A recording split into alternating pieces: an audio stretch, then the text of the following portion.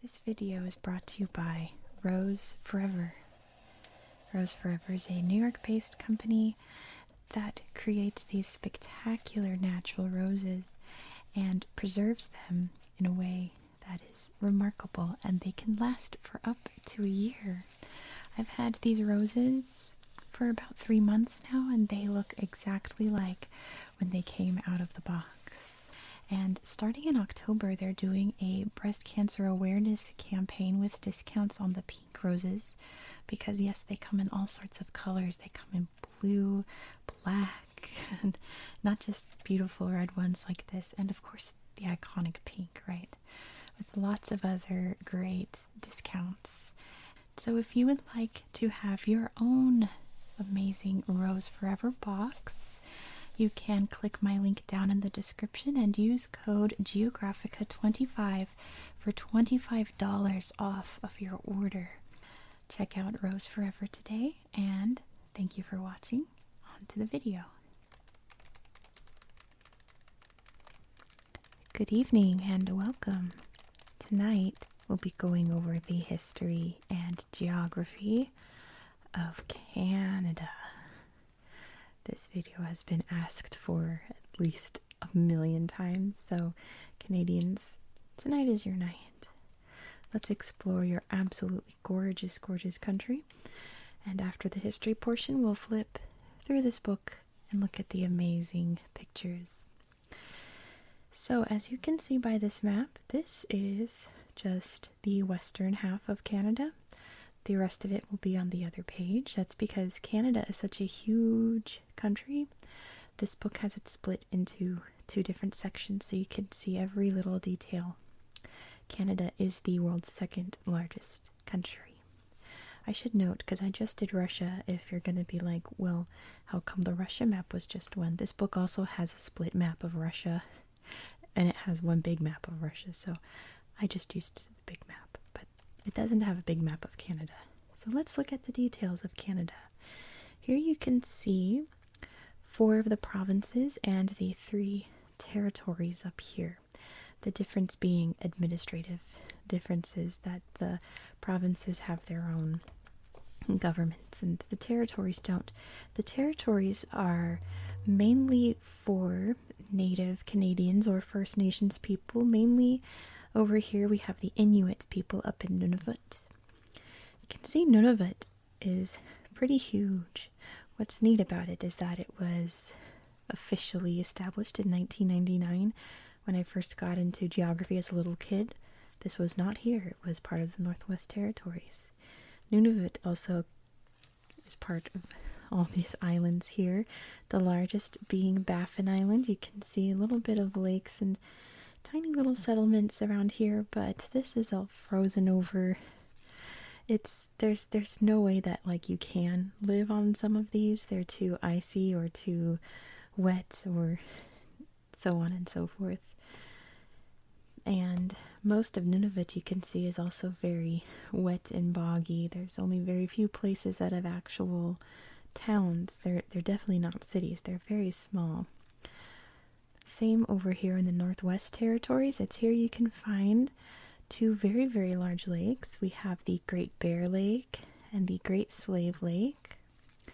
Coming out of the Great Slave Lake is the Mackenzie River. It's the longest river in Canada.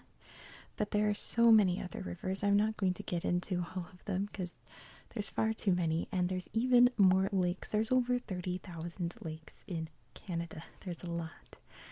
The Yukon Territory is, in my opinion, the most famous for the gold rush that happened, which is kind of why it exists, kind of the same with like Alaska. It's there because there were minerals and people rushed over there to find it and then realized there wasn't that much. So that's mainly why Yukon Territory exists, I suppose, but this territory is dominated by the mountains. You can see the Rocky Mountains stretching all the way up here. And of course they go all the way down into the United States as well.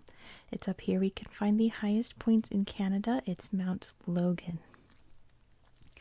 Moving down to the provinces, we have British Columbia. They have this gorgeous coastline on the Pacific Ocean with lots of little islands as well.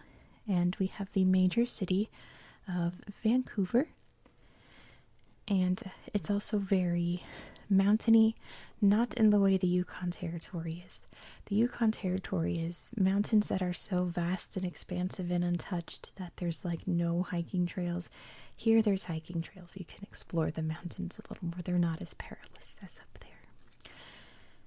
And Alberta is, along with some of Saskatchewan down here, is the plains area of Canada. It's best known for its farming. The major cities here being Edmonton, Calgary, and Regina down there, Saskatoon. But mainly Edmonton and Calgary are like far bigger than anything in Saskatchewan. Saskatchewan's just kind of like there. Sort of like the Nebraska of Canada. It exists. Apologies for anyone from Saskatchewan, but you know it's true. Alberta's kind of more like the cowboy version. This is just more like the quaint farmer version. And then there's Manitoba. We start to head into the more populated area over here, so it kind of bleeds over into here with Winnipeg right there. But most of Manitoba is part of this mushy, lakey area. You can see big old Lake Winnipeg here. So this mushy, lakey area is known as the Canadian Shield, and it stretches all the way around Hudson Bay here. You can see big old Hudson Bay. Let me move this so you can see even more of it, because there's more. It's a gigantic bay. And all of the water that comes off of it makes all of this mushy, watery land and all the lakes and rivers and things. So let's check out the other half of Canada. I'm going to move the book until we flip through it.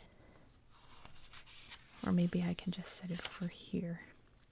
And here's the second half of Canada. Let me shimmy it over just a bit. Maybe too much. It's so big, you guys. There we go. Canada. Here we have Ontario. Ontario is the most populated. You can see some of the shield coming through here, going up to there. But the people live around here. What I should show you, this border here with America, you saw it on the other page. I'm not going to flip through. It is the world's longest border between two countries. Here's where the border gets really interesting, because before that it's just a straight line. It starts to cut through the Great Lakes here. You can see Lake Superior, Huron, Erie, and Lake Ontario, with Lake Michigan being completely in the United States. Canada doesn't have any Lake Michigan. And it's in this area here where there's a huge population around the city of Toronto. You can see Hamilton and London, Kitchener, the big suburb areas, Windsor as well. I'm a big hockey person, so I know all these places because of hockey. But Toronto is the big one by far. It's a massive, huge city with big old skyscrapers and stuff. It's a very neat place. From what I've heard, I've never been to Canada. I will someday, I promise. From what I've heard, Toronto is very much like America, but the people are nicer. It's also down here we can find Niagara Falls. Right here on the border with New York State and Ontario. And everybody says the Canada side is prettier than the America side. I can believe that, I suppose, from what I've seen. Moving on to Quebec. Now just a quick note. This is one of those places that's pronounced differently in American English than it actually is, since they speak French here. They speak Canadian French, dialect of French. So in Canadian French, and I guess in regular French, this is Quebec, like with the K, Quebec. In America, we say Quebec. And this city here, we say Montreal or Montreal. It's actually pronounced Montreal. The T is silent because it stands for mountain. Mountain is Mont in French. So just a note, I'm going to say Montreal because that's what we say in America. But I know you don't need to say, well, actually, it's pronounced this way in the comments, because I know. I'm very aware. Don't worry. Here we can find the capital city of Ottawa, which is apparently a big trivia thing for like geography, because when you ask people what's the capital of Canada, they say Toronto, Vancouver, Montreal. It is Ottawa. It was a trading station for the longest time in its past, and it was chosen to be the capital out of all the other major areas of Canada. Ottawa was it. And like we'll talk about in history, this is a majority French-speaking territory. We're going to talk about Quebec like the most out of all the areas. The mountains up here, the Laurentian Mountains, you can see the St. Lawrence Bay flowing into the St. Lawrence River that goes down into America and New York City. This is an offshoot of the Appalachians. It's a little chain there. So if you know the Appalachian Mountains, they are very, very old. Old mountains are eroded and worn down and rounded. So these aren't anything like the Rockies over on that side. They're much more tame. And up here you can see not a lot happening because it's part of that Canadian Shield area where it's all wet and mushy. Can't really live there. There's only so few places that you can. Then we move on to the little guys over here. We have New Brunswick, which I guess I'll say now in case I forget during history. During the American Revolution, a lot of people loyal to England moved to this province. Nova Scotia over here is named New Scotland because Scotland attempted to make it a colony back in its history. They obviously didn't, but it retains a lot of that culture today. Prince Edward Island is probably the best known out of all of the various islands and provinces in this area, mainly because of Anne of Green Gables, which I guess is like an eye roll kind of fact, but I love that book. That book series was so delightful and fun, and I've read Anne of Green Gables easily like 10 times, starting when I was 12, so I love Prince Edward Island. I'd like to go there someday and see Green Gables and everything. I know I'm that like cheap, cheesy tourist, but I want to. And then lastly, we have Newfoundland and Labrador. I was looking at this, like Newfoundland and Labrador, which used to be two separate things. They were trying to do their own separate thing from Canada, I suppose independence in a way, but they're not anymore. They're just one big territory. And it is very cold and wet on the island here and up in Labrador as well. I have never met someone that's been to Newfoundland and Labrador to tell me about it. It's very sparse. And down here, St. Pierre and Miquelon, France still claims it. It's a tiny little island, but we'll talk about that much later. Let's talk about, the Bay of Fundy as well. You can see right here.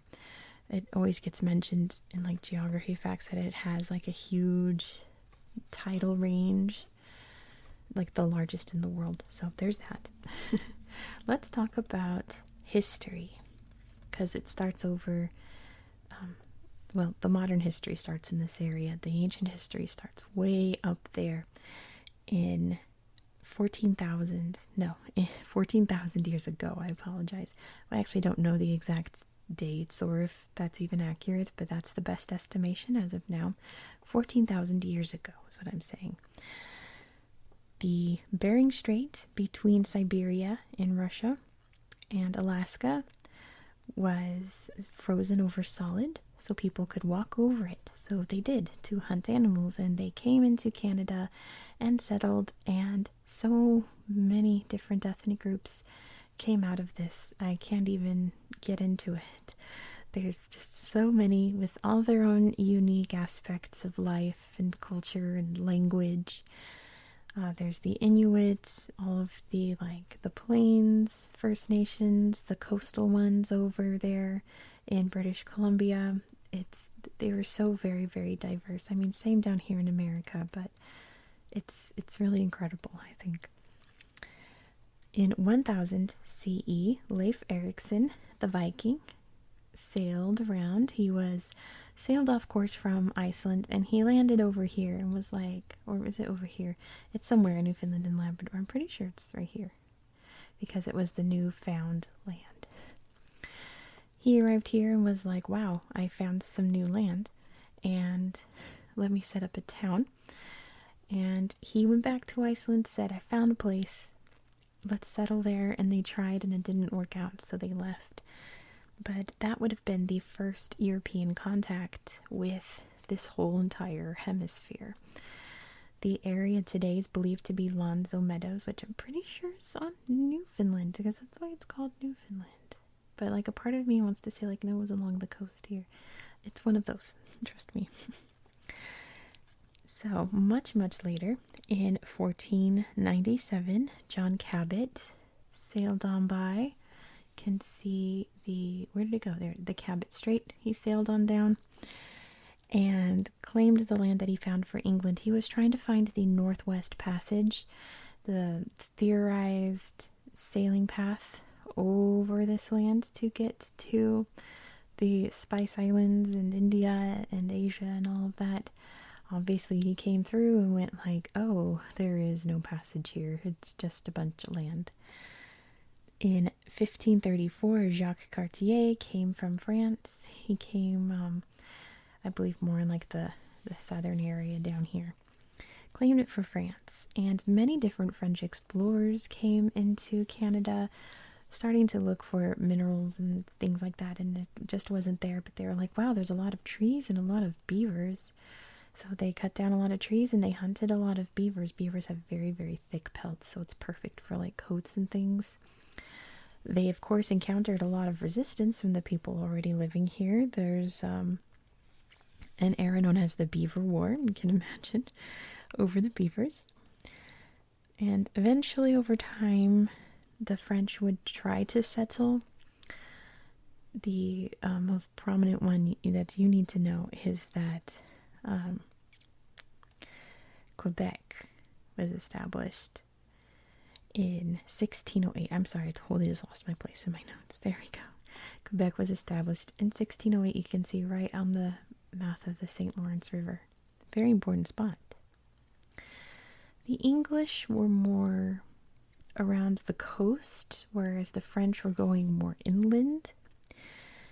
The English set up their own communities along the coastline, and they had their own issues with the people who were already living here.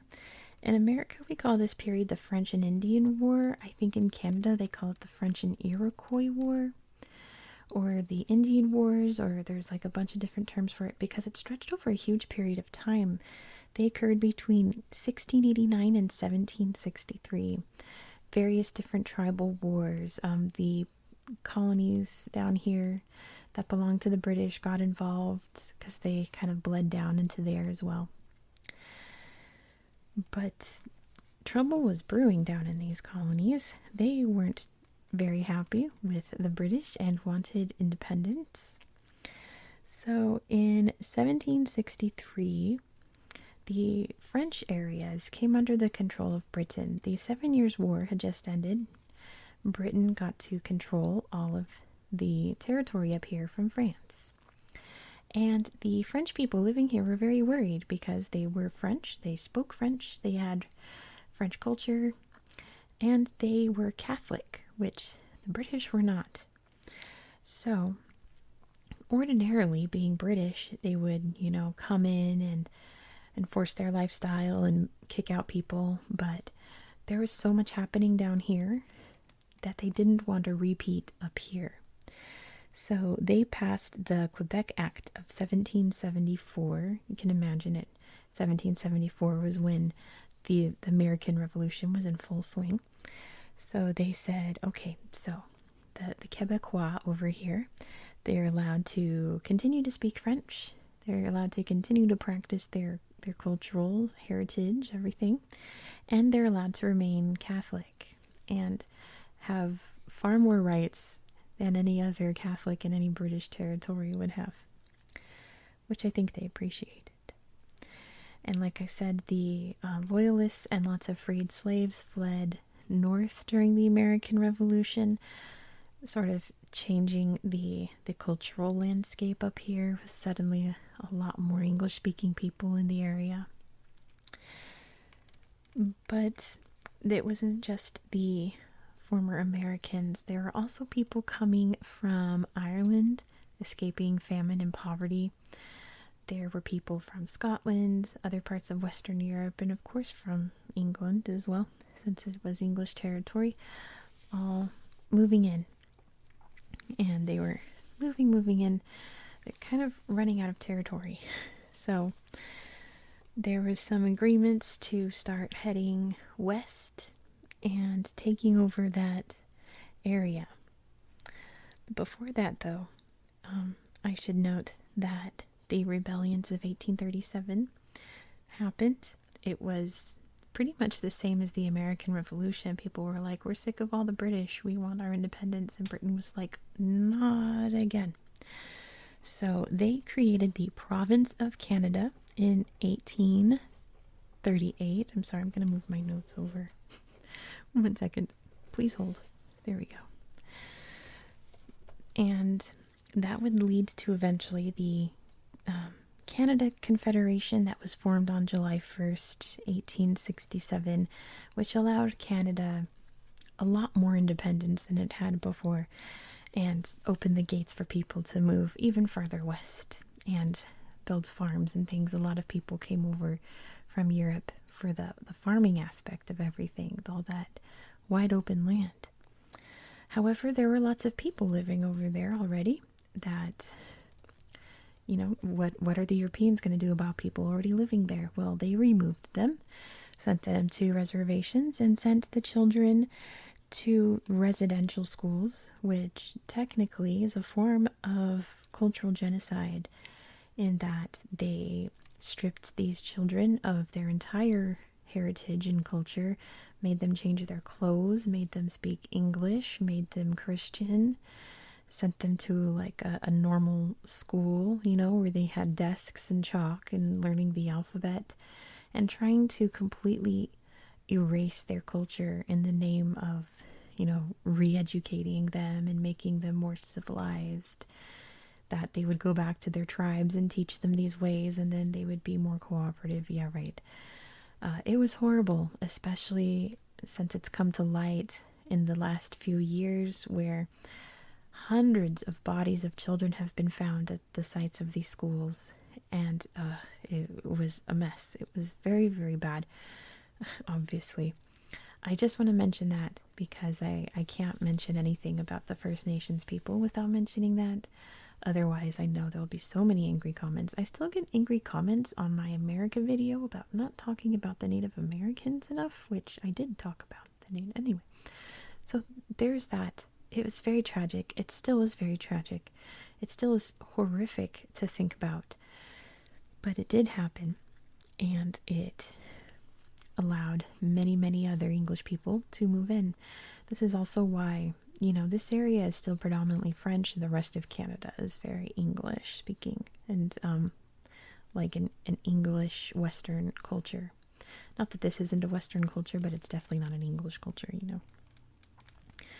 Also, how are they going to monitor all of this land? Because it's, I think the further west they traveled, they were like, holy moly, this land is huge. So how are they going to administer all of that? Well, they created the Mounties, as they're commonly known throughout the world and obviously in Canada. The mounted police would ride around on horseback and make sure everything was all good to go. And they still do that today. It's kind of more of a novelty, but they are still technically a police force in Canada. So let's flash to World War I. Canada is still technically part of Great Britain. So when Great Britain goes to war, they say, okay, Canadians, let's come on over and fight this war for us.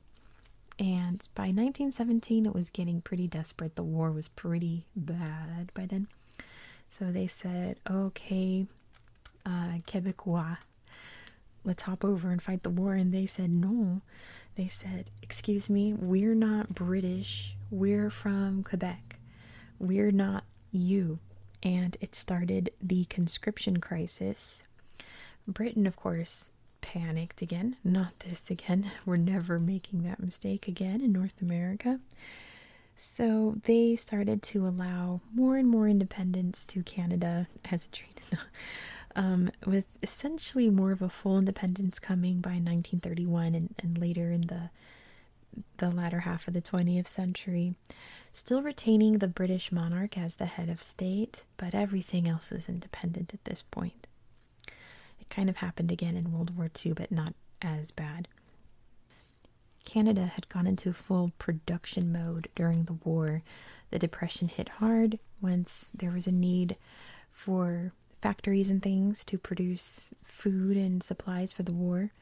It boomed, and it remained so after the war, and the country really grew, became a lot more like the United States down here. This is when Canadian culture and identity started to form, kind of the Canadian culture that we know today. A lot more bilingualism was implemented, a lot more acceptance that, you know, French is spoken here, we should all probably learn French too because they're Canadians also. And also a policy of multiculturalism, encouraging as many immigrants to come in and make the country more ethnically diverse, which it still very much is today.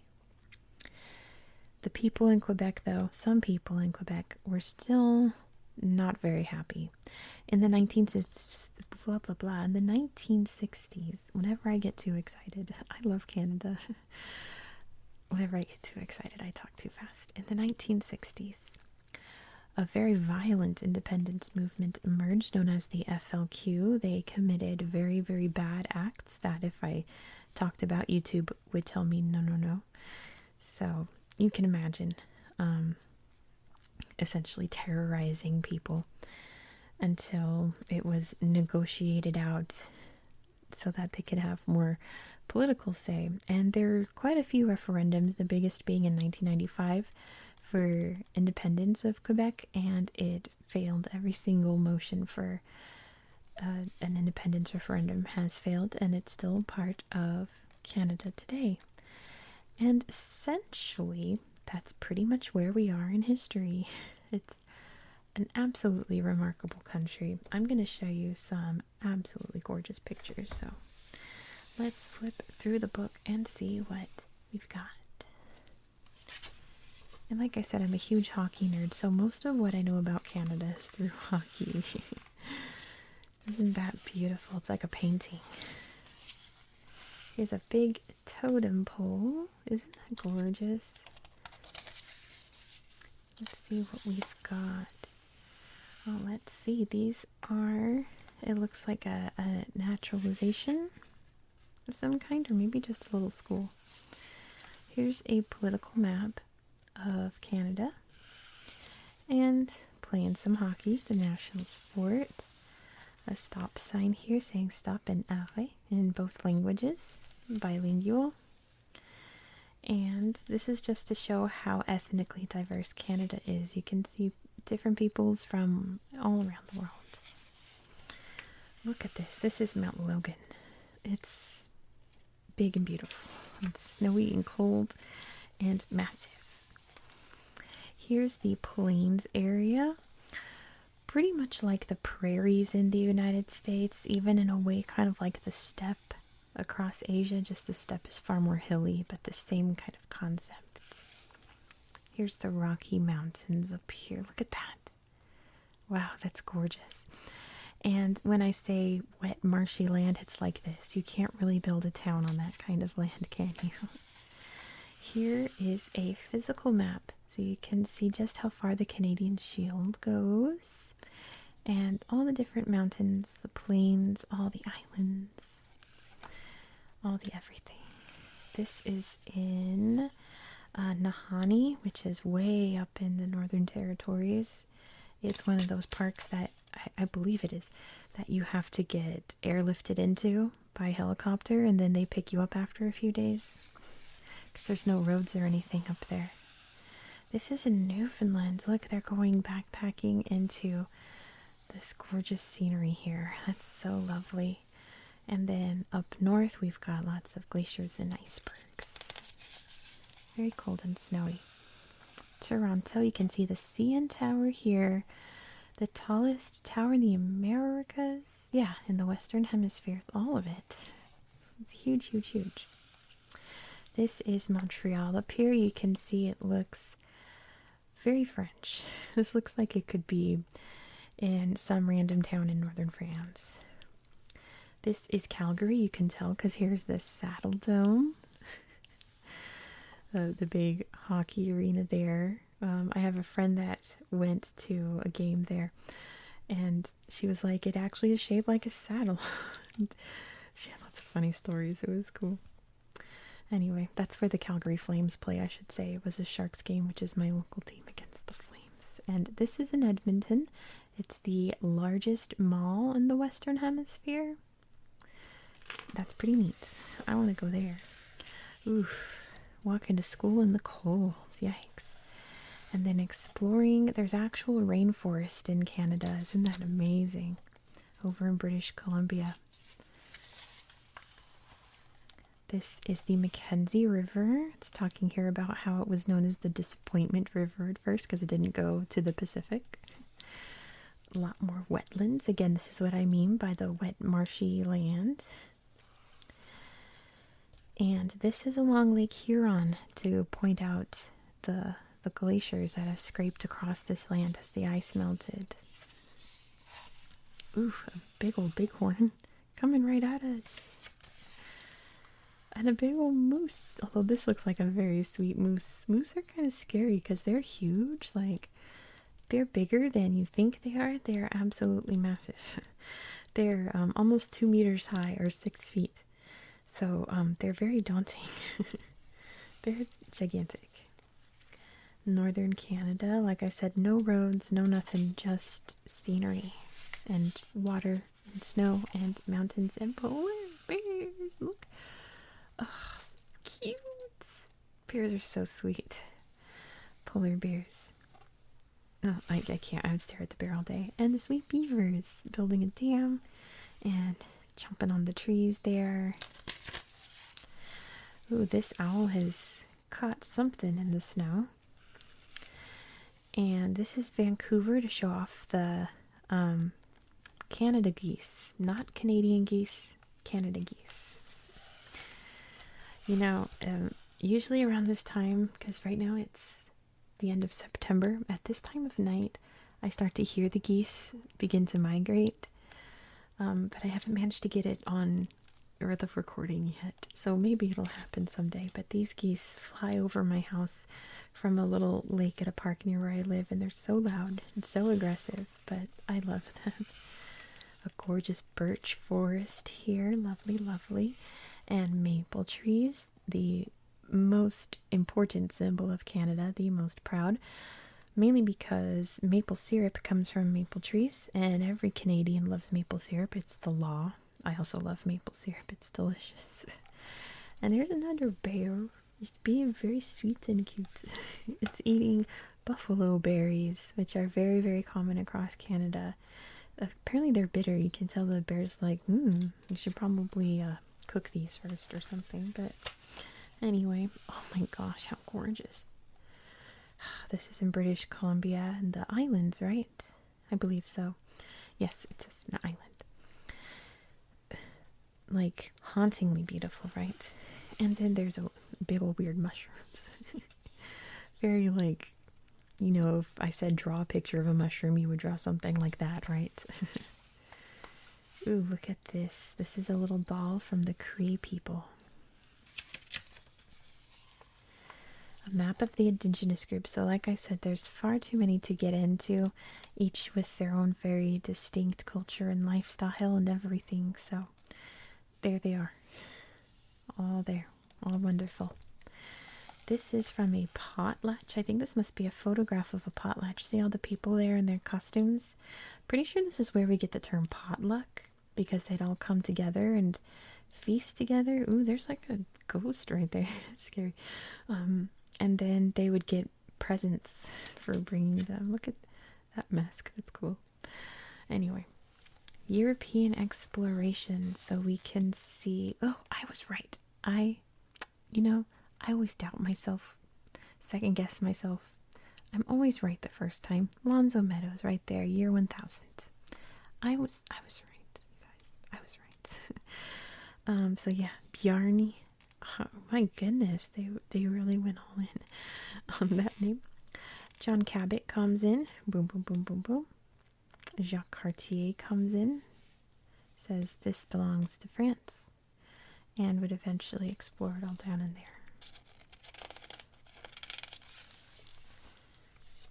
Oh boy, this is more of John Cabot's ships here, landing in Newfoundland, the Newfoundland.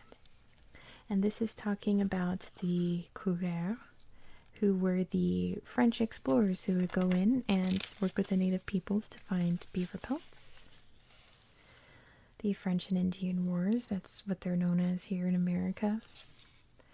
All the different battles that occurred. And there's a British officer talking to some gigantic people. He's either very tiny or they're massive. But, yeah, working, negotiating between them. And this is the War of 1812, which I didn't mention, but it was a British versus America. And Canada helped out, and there were some battles. There wasn't much that came of it from the Canadian perspective, but this is a battle on Lake Erie.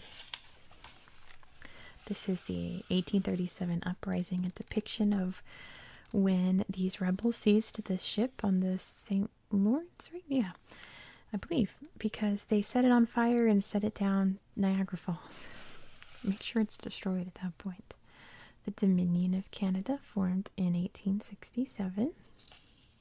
See, this northern area is known as Rupert's Land, which I meant to look up who Rupert was. I never did. Some Canadian or something, let me know in the comments who was Rupert. Big old trains were built all throughout the 19th century so that people could reach the other side of Canada. And this is for the gold rush up in the Yukon territories in the Klondike area. This is a line of people. Like, it was a rush for sure. Looking for gold.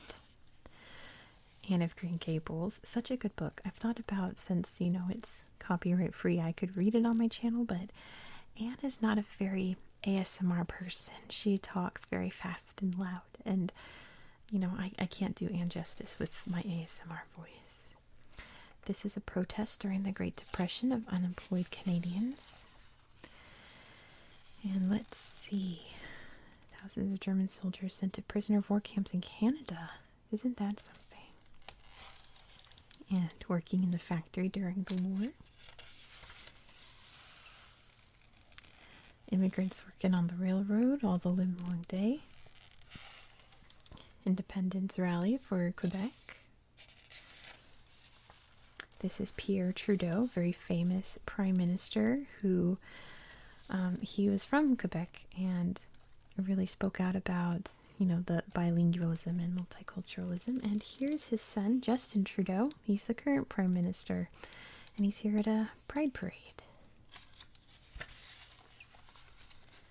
This is where the Parliament meets. Very beautiful building. The Canadian flag. Let's read about it. Canada's national flag consists of 2 vertical bars of red on either side. There you go.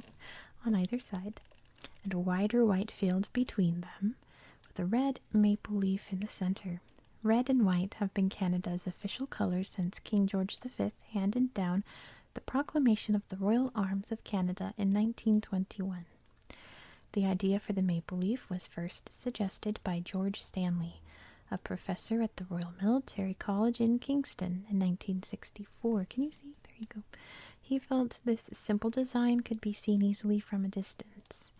The symbol of the leaf itself has been in use by Canada since the 18th century. This is the Parliament. Isn't that fancy? Ooh. My pencil just fell. It looks very much like it's set up like the British Parliament, doesn't it? And there's Justin Trudeau, current Prime Minister. There's beautiful Ottawa there. And the map down here, Parliament Hill. And there's the Supreme Court justices wearing some very patriotic robes. They look kind of like Santa, but they're wearing the Canadian colors. Huh? Provinces and territories, we already went over all of them. I'll go over more in detail because each has its own unique, interesting history. Later on, next year, 2023, we'll go into more detail and things like this. There's some very important cards here from England. Farmland. This is like, well, this is in Winnipeg. This is what I think of when I think of the plains. I think of like wheat, like the big silos in the background. Canadian money. They use the Canadian dollar. Got lots of lumber here. There's lots and lots of trees in Canada. And there is oil up far north. It's kind of contentious about how much of it should actually be pumped out since it's not great for the environment. You can see the resources map over here. Fish, fish, fish. There's the fish. There they go. Canadian people. So here's a Mountie in his wonderful uniform. This girl's just become a citizen and he's congratulating her. Ooh, on the big snowmobile. He looks very excited. And a Cree ceremony. Sorry, I was like captivated. It's a beautiful photograph. Look at the emotion in his face and the beautiful details in the chest plate and everything. That's a gorgeous photograph. Bravo to whoever took that photo. A French celebration down here, looking pretty French to me. And lots of tourists watching too. Look at that. And let's see, a family out in Toronto, a Muslim family it points out, just to point out all the different peoples here who immigrate here. Here's a Sikh festival. People snowboarding. The population density map, you can see lots of people down here, scattered about here, very sparse up here. Look at this cool sign in Inuktitut. And this is their alphabet, and in English and French.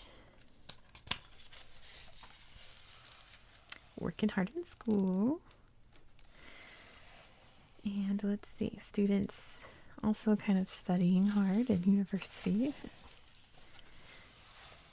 Out on the gorgeous day. This is the religion chapter. Let's see what we've got. Since it's so diverse. That is spectacular. It's a shaman costume for a ceremony. That is so... Let's look at... Hold on. Wow. That's incredible. That is so neat. Oof, if this was like at a museum that I was at, I'd be staring at this for like 20 minutes looking at every tiny detail. That's so cool. Let's see. There's a French guy being like, what have I got myself into? A beautiful Catholic church here. And Muslim women praying. Usually the pictures show men praying. It's nice that they show the women praying. During a festival here for these Hindu people. And there's Jewish people too. All the different people. Oh wow. Gorgeous little carving there. Looks like a parent and a baby on their back. It's really neat. Well, Alice Munro, Nobel Prize laureate. We've got some TV show or a movie being filmed. Lots and lots of things filmed in Vancouver. Oh, this is in Ottawa, in southern Canada, but mostly Vancouver. A fiddler. And Oscar Peterson, famous jazz musician. Jim Carrey, famous comedian. Justin Bieber, famous pop star. And a terrifying spider statue. Sorry if this creeps you out, but this is some modern art, isn't it? Here's beautiful art. Autumn Hillside by Franklin Carmichael. That is lovely. Oh, that's so pretty. And he's going for a ride. And he's going for a ski. That looks very perilous. And here's the great one. Wayne Gretzky, number 99. When he was on the Oilers, best hockey player of all time. No one will ever be better than Wayne Gretzky. And there's the Canadian team playing the American team in the Olympics. There's the sport of curling. If you've never seen curling, if I describe it to you, you won't believe me. It is a weird sport, but really cool, I think. And playing lacrosse. Having fun out with their kid. That's cute. Oh, the sweet, sweet grandma. She looks so kind. Speaking of, there's sweet baby with grandma too. And there's a giant bird. What a statue. That's a wild one. And they're laying poppies on the tomb of the unknown soldier. Lots of water games played in Canada. Here's some authentic Canadian maple syrup, the best maple syrup in the world. There's nothing else like it. Delicious, yummy, yummy poutine, which is like French fries and gravy and everything yummy. Ketchup seasoning. You know, I know ketchup chips are big in Canada. Every Canadian I've talked to said ketchup chips are the best chips. Every American I know that's had ketchup chips say ketchup chips are the best chips. I don't know, guys. I've never tried them. Ketchup, like I like ketchup, but I don't know enough to have chips, like potato chips, not like not these, not the frites, but like potato chips that are ketchup flavored. Is apparently huge in Canada, and apparently it's amazing. A Canada Day parade in the colors of Canada, and Christmas in Quebec. Isn't that lovely? Those are nice and cute faces there with the family. A little picture together. And having a beautiful, beautiful hike outdoors. Well, that's the end of our book. So that is it for Canada. I'll have a whispered video for you tomorrow. We can learn a little bit more about Canada then. But that is it for tonight. This book is so creaky. I love it. Thank you so much for watching. I hope that you found this video relaxing and educational. I hope all the Canadians out there that have been very patiently waiting for this are satisfied. I did my best. I love Canada, our home and native land. Thank you very much. Have a good night.